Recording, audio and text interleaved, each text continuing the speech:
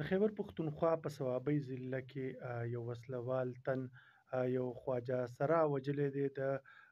وړوکي لاهور پولیسو وینا ده چې دغه خواجه سرا د چا نوم چې وفا ښودلی شوی دی، د انبار انټرچینج سره نږدې په هغه باندې یو تن ډزې کړي دي او هغه یې وژلی دی. د پولیسو وینا ده چې هغه دغه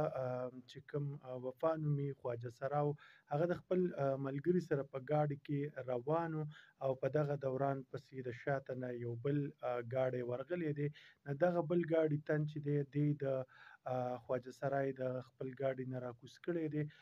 تر څه وخته پورې ورسره خبرې اترې کړي او خبرې د دواړو ترخې شوي دي، د کوم وروسته چې ویلی کېږي چې دغه تن په دې خواجه سرا باندې ناتاره ډزې کړي دي، د کوم وروسته چې هغه سخت زخمي شوی دی او بیا د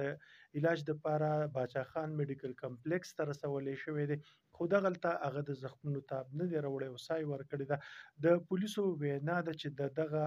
ملزم او د خواجه سرا وفا ترمنځ د مخکې نه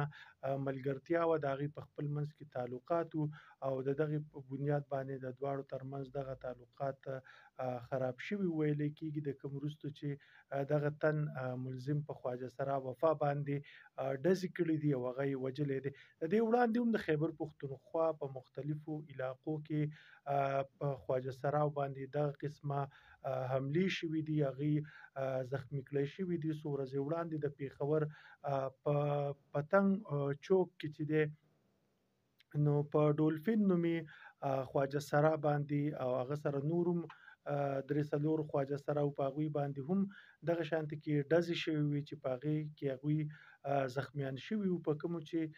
د خواجه سراو د طرفه احتجاجونه هم دغه واقعاتو باندې وخت په وخت باندې کېږي، خو د دې باوجود هم د خیبر پښتونخوا په مختلفو علاقو کې په خواجه سراو دغه شانتې کې حملې جاري دي.